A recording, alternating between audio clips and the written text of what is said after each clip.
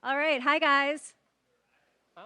All right. So we are here to talk about Gen Z. So before we jump in, do we have any Gen Zers in the room here?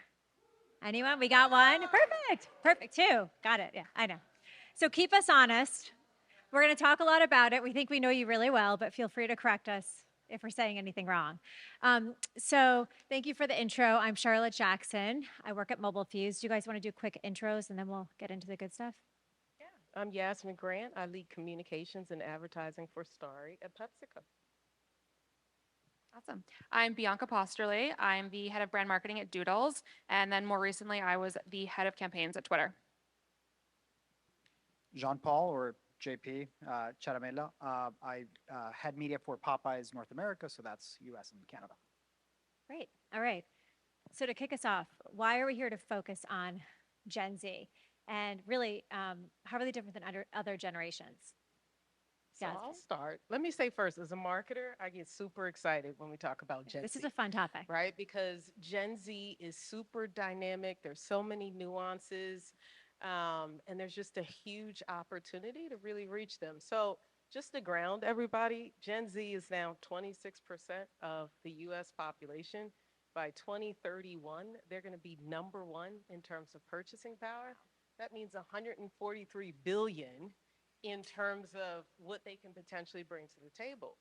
And then when you think about Gen Z as a generation, they are the most diverse. So over half of Gen Zers check multiple boxes when it comes to census, right? Like when it comes to sexuality, like they aren't tethered to labels, they subscribe to multiple groups, they're highly educated. They're also pretty worldly. They know what's going on, they care about social causes. But at the same time, like this is a generation that is living with the world on fire. Like this generation has been through the war in Ukraine, the environmental crisis, George Floyd, all of those things. And a lot of people are like, well, every generation has that. Yes, they do. But every generation hasn't been inundated with those things on their phone, right? I didn't grow up with a phone until later. I've dated myself. But We get it. do you see what I mean? So like they're constantly receiving these kinds of images and that shapes their worldview. And so ultimately what they're looking for from brands is like a sense of hope, a sense of optimism, and a sense of escape, right? Something that feels fun and exciting. And I think you have to take all of those things into account, how they connect before you can even think about how to market to them. That's great. Anyone else want to add to that? JP, you want to? I think what really makes this generation quite different is that they don't know what not being connected is, right? So if we think about everything that we do in today's marketing world and how we're reaching consumers across channels, this is the first one that this is the first generation that grew up knowing or only seeing what a connected internet connected world is. And so I think that fundamentally changes how we should be thinking about connecting with this consumer because it's no longer kind of a one-way street. We have to grow to becoming used to having more of a conversation than just a billboard. So that just changes the way we talk to them or with them.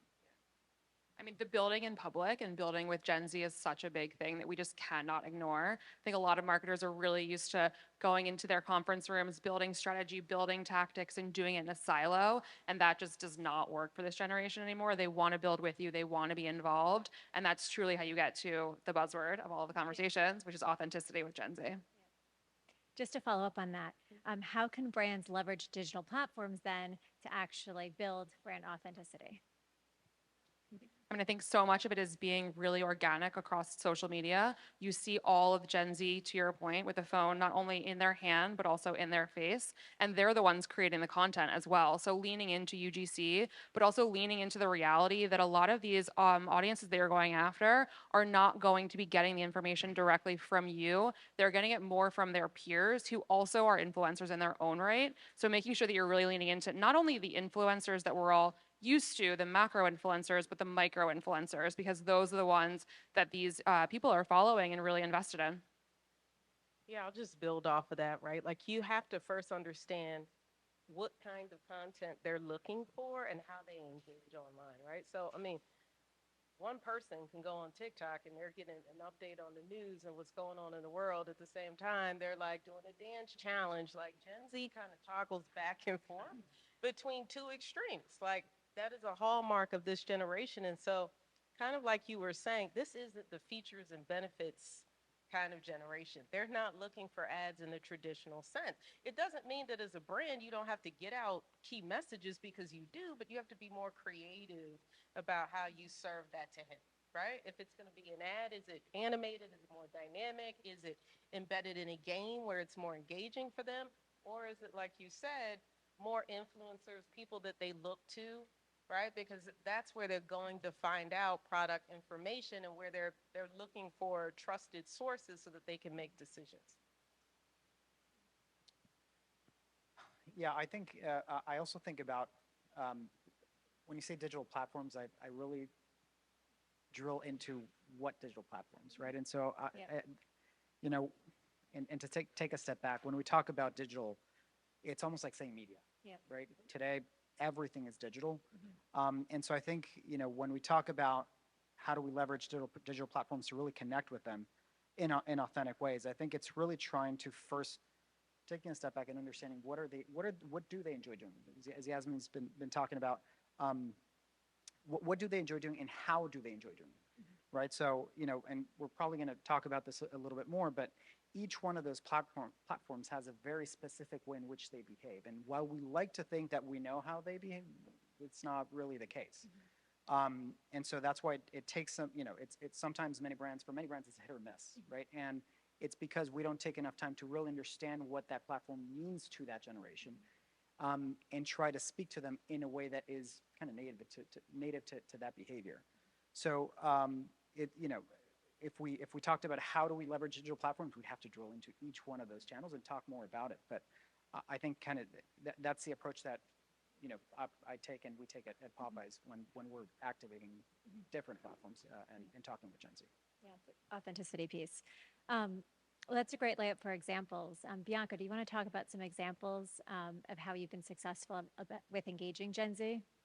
Yeah, I mean, I think like the biggest thing, number one, is video, and not only specifically video, but very authentic, vertical video because it's how they're consuming it on their phones. But I also think, like to my point earlier, it's building with them. So how can you get them involved early on, and then also in the later stages? I think that one thing that a lot of marketers miss when they're building their campaign strategy, they talk about the tease and they talk about the launch, but they don't ever really talk about the sustain pillar of their efforts. And these days, to I think your point earlier, there's so much of the conversation that happens after the fact of launch, and Gen Z will take a campaign, a message, a moment, and turn it into something that you might not have ever expected. So leaving the opportunity for your marketing team or your company to build tactics based on what you're seeing and the sentiment and the conversation, you might not have ever been able to expect that or prepare for it, but being really nimble and agile will then provide much greater leverage and also that connection to your audience because they see, oh, they're listening to us. They're taking into consideration the way that we're reacting to their marketing efforts as well. Yeah, I'll just build off of what you said a moment ago, JP, in terms of getting really, really specific in terms of the platforms, right? So of course you have your mix, right? You've got your TikTok, you got your Instagram, and each platform is suited for different types of content. But I will say, right, as we talked about, Gen Z is into content, they're into video. So like a TikTok, right? TikTok, average person spends 9, 10 hours on the platform, right? Gen Z is the most represented cohort on TikTok. They're looking again for everything from news to engagement to like a way to connect with other like-minded people. So if you want to market to Gen Z, then you've got to be on the platforms that they're on. And again, there are a multitude of different ways that you can engage with them, even on a TikTok. It could be partnering with the influencers or celebrities. It could be giveaways. It can be custom content, right? There are so many different again, ways that you can deliver brand messages to them. And I think you really have to pay attention to what they're looking for and then tailor the content to that platform. And hire Gen Z to watch TikTok. Yeah, exactly. And then Bianca, one thing you obviously brought up is creating a campaign and then it can take a different turn. How do you measure success of those campaigns? How do you know they've been valuable? Yeah, I mean, I think it's all of the standard KPIs, right, that we all talk about, but then it's if you do actually pick up and build tactics based on that response, what's the sentiment from there? How are people reacting? Does it have longer legs based on that follow-up tactic that you're building? And then really like what have they done with it to make it their own? That's the beauty of Gen Z, especially I think Yasmin, to what you were saying earlier. They're not one-dimensional because they see the world as a huge opportunity for them to be themselves. I think a lot of the older generations, millennials, boomers, they really feel a little bit more like targeted to the segment that they're in, and that's why it's hard to understand them because they're not one-sided. They are multifaceted. They are open to that as well in a way that we've never seen before with consumers. And so it's difficult to understand them because they are everything, which I think is a really exciting opportunity for marketers because you have this wealth of individuals at your forefront who are deeply involved in what they care about, and they care about a lot of things, and they're not afraid to talk about it either. And can I just add one thing to that, right? Like, I'm not a Gen Zer, so I know what my limitations are. So when we were building Starry, I hired a Gen Z consulting firm, right? And it was a bunch of really, really smart, talented people who were more talented than I was at 21 and 22, right?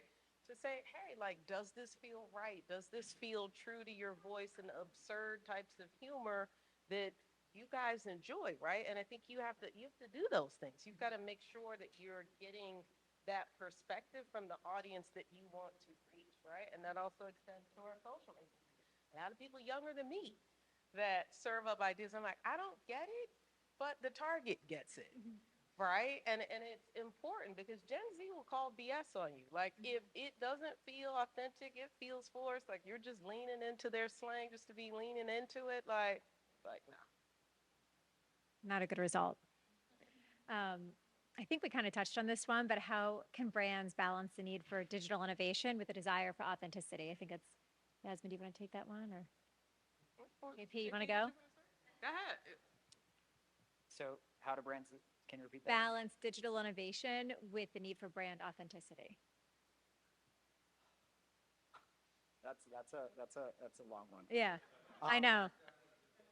Yeah, I kind of had a couple meetings. I think, you know, it, when you're approaching Gen Z or any generation, I think you have to start with, you start less with the platform and more with understanding them as a generation itself, right? How are they behaving? And I think that's what then leads you into the digital innovation. Um, it's like, you know, for lack of a better phrase, it's like putting the cart before the horse, right? If you can't decide to say, well, I'm going to innovate in this space. I'm going to try this platform and see how they react. You have to start, before that and understand, well, what are they doing today and how are they engaging? And I'll give you, a good example of that is we run media on Snapchat, right? And so if you went entirely by, where are consumers, where is Gen Z, right? You'll find them in mainly three places. You'll find them in YouTube, predominantly on YouTube. Then you'll find them on TikTok. Then you'll find them on Snapchat, and then Instagram, and then you have the long tail. And if I were to go off of just where they are, just say, well, let me just run across these and just spray and pray. And so when you think about how are they behaving across each one of these, the behavior is entirely different. And so you have to determine, where do you want to innovate? If I wanted to do AR, is YouTube the place where they spend the most where you want to innovate? I don't think so, because AR is not where YouTube is not where they're using AR. Right, so I think you have to start with what exactly are they doing, how are they behaving, and what are they doing in each one of these platforms before you decide to innovate, and then you innovate. Again, I was saying that Snapchat is one of the main platforms where we run media, but you have to understand, how is Gen Z behaving within Snapchat? They're really sending more messages than consuming content. They're still consuming content, don't get me wrong, but that's kind of the main behavior, right, within the platform. And so when you want to innovate in that space, you have to innovate around that behavior, not around what you think that behavior is. So that's, again, the approach that we've taken. I think, in talking to other brands, I think that's kind of the approach that most have taken. And that really is what leads to an authentic connection with Gen Zers. I think innovation, and I think a lot of Web3, obviously coming from Doodles. I really love what companies like BBC and Adidas are doing because they're creating like an incubator essentially within their larger brand and then being very, very straightforward about that, right? Like BBC calls it BB3, right? Then you have the Adidas studio. And this goes back to the point of if you speak to and involve Gen Z within what you're doing from a start, like at the starting point, and you say, we're testing this out, we're seeing how it goes, we want to hear your feedback, we want to know what you think about this, then you're allowed that opportunity and that sandbox to play in. And that lets you be both brand authentic, but also speak to Gen Z and get yourself involved in digital innovation. And I'll just add too, right? It's also knowing what not to do. So you mentioned like Web3 and NFTs, and we had a lot of spirited conversation at the time that we were kind of crafting the brand strategy about like whether or not we should lean in, right? And so there's been all this talk about NFTs, et cetera, but then started getting research, and Gen Z, a lot of them aren't really like leaning into NFTs yet, right? When it comes to our target is multicultural, call it 17 to 25-year-olds. That isn't really the core NFT consumer. Or the metaverse. The metaverse is hot. You see ton of brands that have started to lean in, but it may not be right at this moment for every brand. We kind of feel like, maybe it needs to develop a bit. So I think it's also too, like again, knowing what your objective is today. And I'm not saying that doesn't mean like do test and learn, stick your toes in at things that are on the next frontier because you have to stay on top of those. But you also have to not get too caught up in innovation and what others are doing because that may not be right for your objectives. No, that's a good point. Something I think the audience probably would love to hear a little bit of, and we kind of touched a little bit on this most recently, is just some challenges. What are the challenges with marketing to Gen Z? They think way too fast, and they shift behaviors very fast. Um, and so I think that's where, in a world where we're used to going through so many different processes and hoops and approvals, and to be able to move at the speed of their culture and their world is tough. Yeah. It's also tough because they do have a very clear they Gen Z do have a very clear understanding of of what they like and what they don't like, and so it's you can't BS them, right? And so I think that's great, but it's still also a challenge, right? Where you have to try and again find and understand what are they interested in, and so I think, and then of course trying not to follow the new shiny thing, right? We talked so much about the metaverse last year, that it was just like it was the buzzword, and so the question was, how's your brand engaging with consumers with the metaverse? And I said, well, I don't know yet. Like Gen Z hasn't even figured it out. So so I think trying not to jump on what everyone is talking about. It's a challenge because you also want to, because you want to be innovative and you want to connect with them, but it's still something that you have to try and balance out what is innovative and shiny and new and interesting, and what is actually connecting with the consumer and with Gen Z in particular. So I think that's one of the key challenges I see.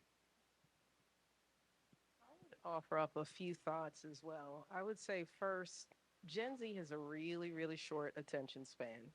I think it's around 6 to 8 seconds, but it's shorter than the attention span for other generations, right? So, okay, what does that mean as a marketer? That means if we have a message that we need to get out, we need to get to the point, right? If it's an ad, like we've got to get it there in the beginning because, this cohort may not stay to the end to watch the full ad, right? So I think you've got to keep that in mind in terms of some of the creative choices. I would say, too, to my earlier point, this generation is acutely aware of what's going on in the outside world, social causes, for example. That is important to them, right?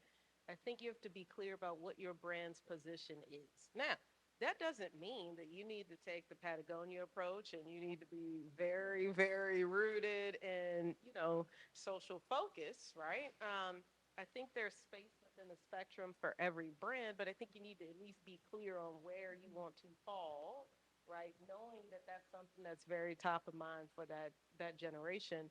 And the last thing I would offer up is, and we touched on this a little bit earlier, like the authenticity is key. Like, don't just lean into, as you said, the shiny things, the memes and the slang, and not really understand like what the meaning is behind it, what's really driving it for them, because it can come off the wrong way, and then that's when that BS card comes out. So really important to dig deep underneath those things before just sort of adopting some of those things as part of your strategy.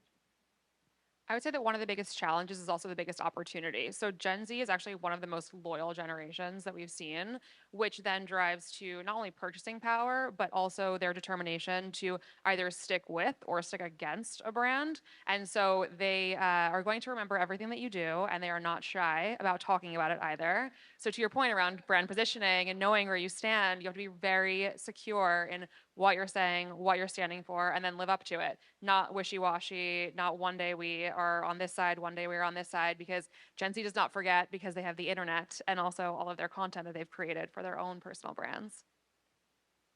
Hold people accountable. And just to follow up, what is important to keep in mind when marketing to this generation? That might be your point there, but is there anything else you want to add there? I think that's probably Yeah. It's a good one. Anyone else want to comment on that? Okay. So we're coming to the end here. So digital innovation is obviously the topic of the summit today. We're really focused on Gen Z. So as we think about marketing to Gen Z, what emerging technology are we most excited about? JP, you want to go? Um, I think two things, and one is I'd say the innovation that's happening right now in the social space. There's so much movement happening. I'm excited to see how things and where things turn out. And when I say there's a lot happening in the social space, some may not be good. We all know what's happening in the social space with, with TikTok, but I am curious to see where do things end up after this whole thing is resolved, right? That's less of technology. I'm really curious about what AI is going to do for this generation. Yes, AI is a new shiny thing, so that's why I highlight the keyword curious, because as much as we like to talk about AI and use the term openly with many things that are happening today in the space, we're in such early stages of what AI has the potential to do. And you're already seeing, like, if you look at the content that Gen Zers are creating for their audiences out there, it's incredible the level of sophistication and uses that they've found for AI in anything and everything that they're doing. So I'm curious to see what companies are going to come out with using AI, and most importantly, how we as brands are going to be able to leverage that technology to better connect with users. Again, I think we're in very early stages. I can't even imagine or predict what we're going to see next, but I'm excited about that.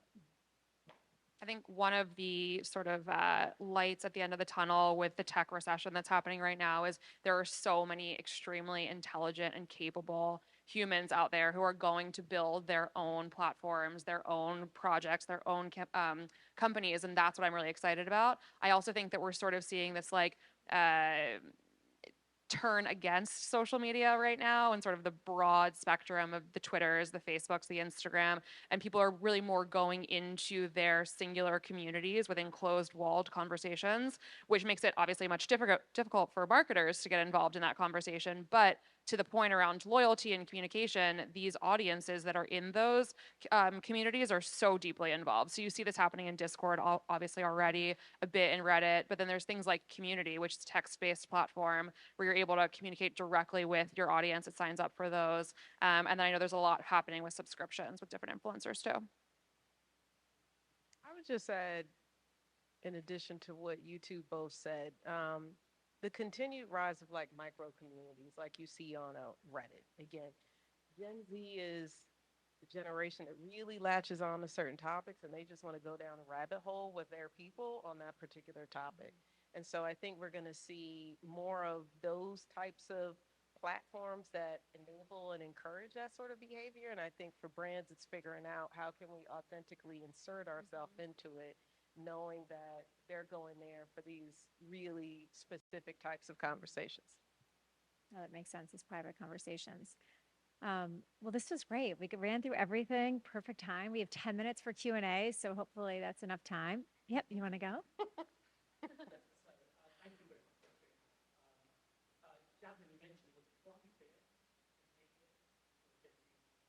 143 billion. Yeah. Yeah. Did we describe them well? Free market research. Yeah. Yeah.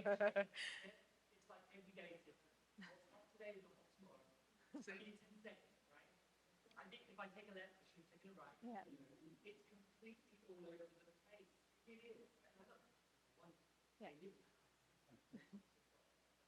Yeah.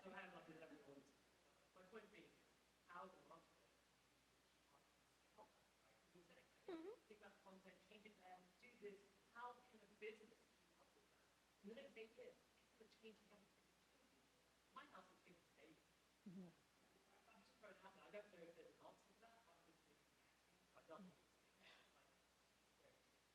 Yeah, and I guess what I would offer is like, I think one, as a marketer, you have to be comfortable with engaging Gen Z in a way that has some contradiction because they're about contradiction. As I mentioned earlier, like they'll go look at a TikTok that talked about the war in Ukraine, and then literally it'll transition to like Jason Derulo in a dance challenge. Like, right?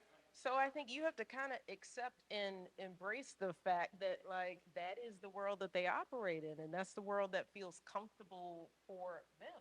Right? I mean, you can't change it, so you might as well, figure out how to still connect with them despite those inherent differences, right? And I would say too, I think it's also just kind of constantly evolving. Like, look, we may not have a pulse on everything every Gen Zer wants on any given day, right? But I think if you're staying on top of it, you're seeing things evolve. You're seeing the conversations that pop up, and then you're saying, okay, maybe we need to start to move this way. Maybe we need to start to move that way. So I say all that to say I don't know that there's like a magic bullet or a perfect solution, but I think being aware of where they are, how they think about things, and then constantly trying out new things and seeing where the trends are, seeing where the conversations are going, and then adapting is probably the best that you could do. And I'll just reiterate a point that you made earlier, right? Get involved in every single conversation, every single movement. The power of strategy is saying, knowing what to say no to, right? And leaning into that, leaning into your brand positioning will then save you from having to go down every single different rabbit hole.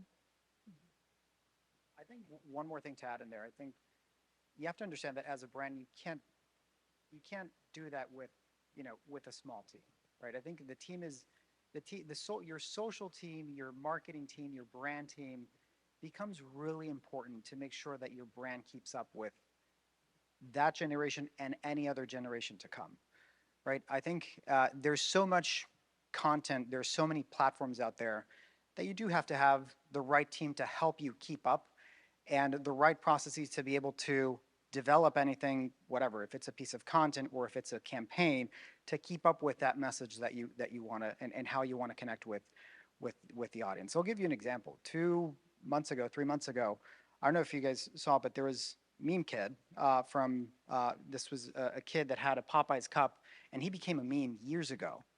And so it was, I think it's like 10th anniversary or something, or not 10th anniversary. He was graduating college, the high school to go to college, and he was asking Popeyes to sponsor him, and we caught wind of that happening, and we really quickly reacted to it, and in a matter of days, we had an NIL deal with him, and so that was Popeyes reacting in real time with with a good, we had a good team in place. We had quick processes that we were able to that allowed us to react quickly, and we garnered over, I think it was billions of impressions, right, of earned media. So it's being able to innovate, it's being authentic, but most importantly, it's also having the right team that would allow you to react and to keep up with this generation.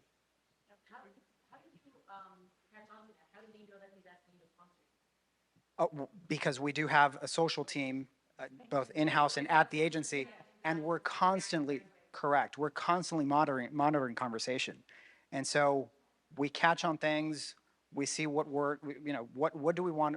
Where can we insert our brand into that's authentic? We're not always going to do it. We try to make sense of what's happening, what's the conversation, what's the sentiment. Do we want to jump in, and is it going to be authentic when we jump in? And once we do it, well, then we have to execute. And so having the right people and the right processes allow you to react to that. And so it was very well received across the board, not just Gen Z, but everyone. And he's a fairly young guy, so he's definitely part of that generation. Great panel. You guys touched on this a little bit. We know that consumers want brands to stand for something, not just functional benefits.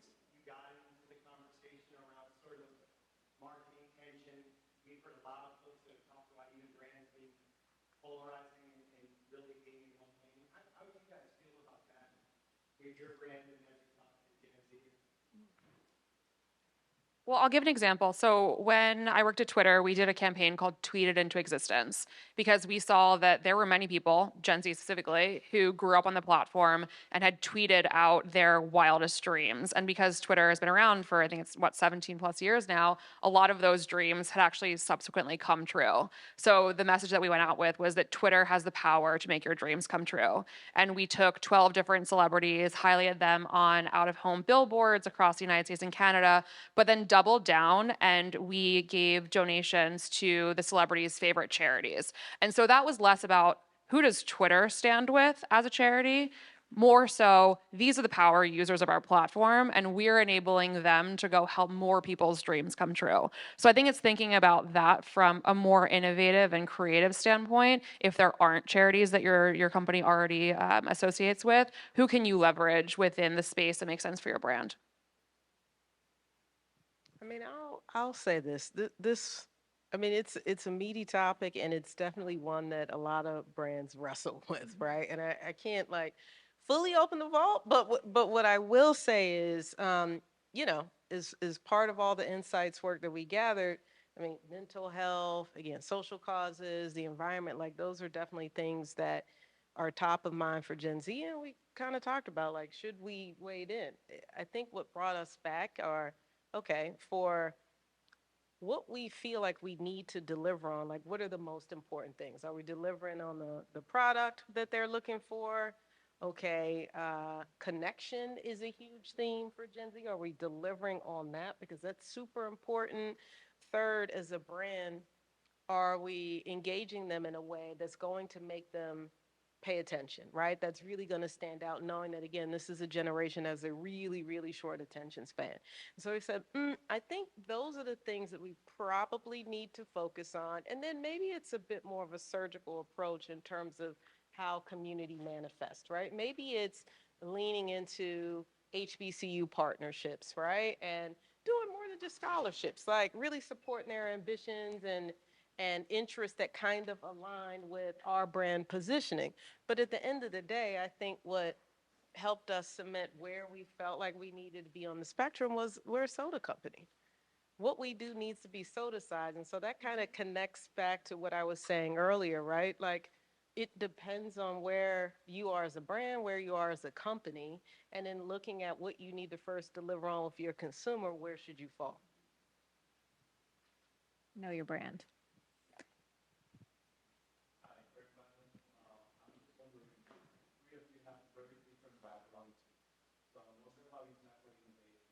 What is your first steps when you're trying to bring something new to the table? What are you considering maybe that would be very more for some of us in terms of how we should be tackling, digital innovation in this space or versus values or any other, as you know, innovation is a process. So I was wondering kick it off and then hand it to you guys. I would say one, like as a marketer, like I kind of OD on the world. I go out there, I see what other brands are doing. I pay really close attention to the commercials. I talk to my peers. Like my antennas are always up to see what's going on and does that represent an opportunity for my brand. I would say too, going back to what JP said, we have really, really strong partners. Like again, I'm not Gen Z, but I have a social agency that minds every single conversation that is relevant for my brand that Gen Z is having, right? So a lot of times insights come in through the partners that say, hey, this is what's really trending, right? It makes sense for us to kind of lean into this. Or, here's how consumers are experimenting with your brand. They're doing mixology and oh, okay, then maybe we should start to look at doing mixology, or maybe that represents a future innovation opportunity in terms of the way that they're using the product, right? And then I think third, it's forums like this. It's, talking to other peers in the industry, understanding what like you do and, how some of the solutions that your company provides, how that could potentially work or amplify what I'm already doing. But I would say those are, just a few examples of how you can constantly keep a pulse on innovation and what's happening. Yeah, being curious about what you don't care about is the number one thing that you can do, I think, as a marketer. During the pandemic, I, like many others, spent a lot of time online, spent a lot of time in Twitter Spaces, and there was this phenomenon going on around NFT Twitter. So I sat in Spaces, I sat in Clubhouse rooms, and learned a ton about NFTs. I didn't care about NFTs at that point, right? Like, obviously, I work at Doodles now, so whole different world. But I cared about it so much because it was something that everyone was talking about. And I was like, there's got to be something here. So I spent, I think, an entire weekend learning about NFTs and then went straight to the data. And I was looking at the data. There were 29 million tweets about NFTs within the first half of 2021 alone. And I was like, okay, there's a campaign within this. We have to do something. If you give your CMO or whoever you report to cold hard data and proof as to why you should be interested in it, it's very hard to refute. And then from there, we actually launched the 140 collection, wherein we gave away 140 free NFTs from @Twitter, which were designed within different elements of the Twitter brand. And then those NFTs skyrocketed in price. So people were able to pay off their student loans, buy apartments, pay their parents to have them help retire. I did not get one of those NFTs. I'm still a little bitter about it, but I did get my job at Doodle, so it's okay. No, I think what I said before, I think it starts with, and to add on what they've said, I think it's really first and foremost like, and when you say innovation, I see innovation as everything, right? It's not just the content. If it's not content, it's technology, and really paying attention to what's really not technically not interesting to you because you're not part of that generation, right? So leaning on to everything possible to try and learn from what the generation or any generation again is doing, whether it's your agency, your internal teams, family members. I literally ask family members for like what are they like and what are they doing. So and that then leads to, well, how does that behavior or that content or that technology align with my brand? Sometimes it's going to align, sometimes it's not, right? And if it doesn't, you don't force it because it will come as not as inauthentic. So it's a very kind of straightforward approach, but I think that usually tends to yield the best outcome is learning, starting with the behavior itself. You start with that and you work your way up to or down to where, innovation. Nice work.